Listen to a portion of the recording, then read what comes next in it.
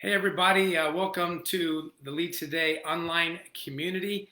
I know that most of you will be watching this after and won't be watching it live, but welcome to everyone.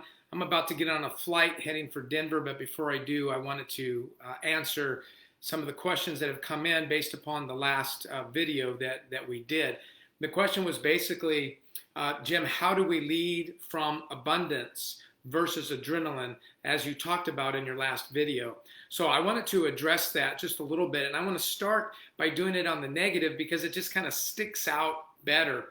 In fact, here's just some notes that I'd like to share with you. There are symptoms of living and leading on the symptoms of living and leading on adrenaline, or what I would call an emotional empty tank, would be like stress, anxiety, basically redlining in your emotional tank.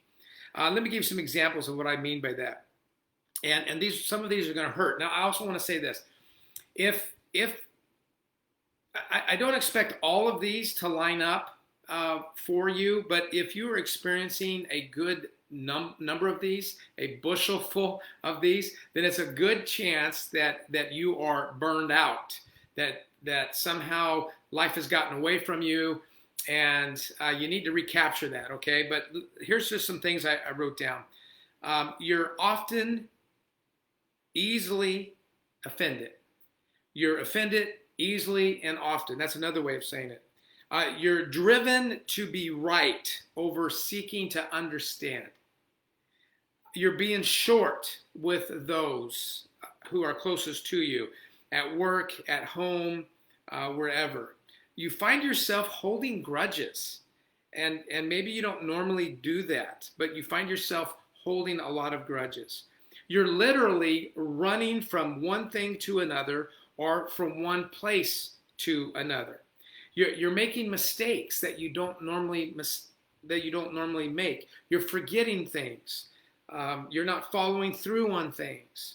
You're internally and sometimes externally protesting without thought. In other words, you're finding that you have a hair trigger. You're knee jerking.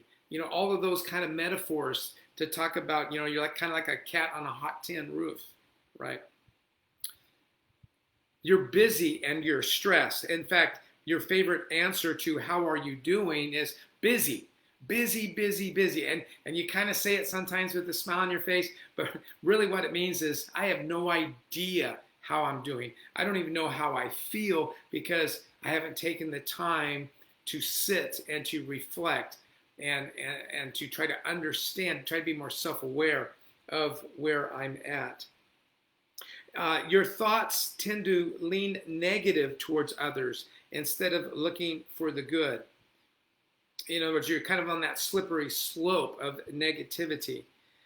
When you inventory your me time, as if you would, but if you would inventory your me time habits, you will find that they're more destructive than they are life-giving. You're reaching for the junk food. You're reaching for the snacks. You're laying on the couch watching stuff. You're burned out. You're zoning out on Netflix or whatever.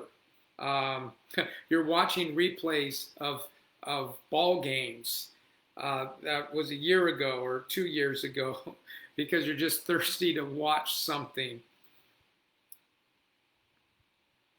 Instead of having an attitude of serving, you're embracing a victim mentality of being used, or why is this happening to me, or this or that. You've lost the ability to love yourself by laughing at yourself and by embracing your mistakes. In other words, you're taking yourself way too seriously and maybe your purpose less seriously. When you take time to think about it, you're angry. You're angry. You're no longer a safe place that people can come to and talk to about difficult things. You don't feel safe. You're giving off these negative or judgmental or impatient vibes, or defensive, or you're extremely defensive, like somehow you're perfect and someone is saying that you're not. instead of receiving it and laughing a little bit about it and saying, what can I do to get better? You're just not that place. So you find that people are running around you or over you or under you. And then, of course, you start believing that everybody's doing that. You're being tempted to do things that in the end you'll regret. You're taking shortcuts everywhere. You didn't used to do that, but now you're taking shortcuts. You don't like your job. You don't like your place in life. You don't like your spouse. You don't like your kids. You don't like those you work with. You just don't like. If you're hitting the thumbs down, button in your mind on a lot of things. You tend to have just a negative view on stuff. You're worrying about this or that every day. You often feel insecure, you feel unsafe, and you feel threatened. Here's one that is certainly a symptom of running on adrenaline. You have a difficult time being present in the moment. Even in starting this video, you find yourself clicking out, or you're in a meeting and you're trying to, as they say, multitask, which is really impossible. There's no such thing. But you're in a meeting and you have your laptop up, and instead of engaging in the meeting, you're doing other stuff. So you're just not really there. So sometimes the best way to say, how do I live and lead from abundance? We can start by saying, well, here's the symptoms of not leading from abundance, leading from adrenaline, because then what happens is maybe we can see, wow, we're in a bad place, and now I have a motive, good and positive motive. I am motivated to go ahead and start learning how. And folks, most of the time, it all has to do with your emotional tank. You have a physical tank, you have a spiritual tank, and you have an emotional tank. And when your emotional tank is redlining, it'll affect every area of your life. And it is often the most difficult to gauge. It is a gauge for your life. So I'm going to come back at another time and talk about the things to do to build your emotional tank, to live and lead from abundance. But before I do that, let me at least suggest a small thing. Can you, in the next day or two or three, can you just stop? Can I ask you just to stop? Find a place where you can sit and be alone. And in that place, that process of stopping and sitting is a process of surrendering. And if you don't surrender, you're not going to get better. It's like, I had a full shoulder replacement on my right side. And to be frank, I did some things that were unhealthy that led to that being done.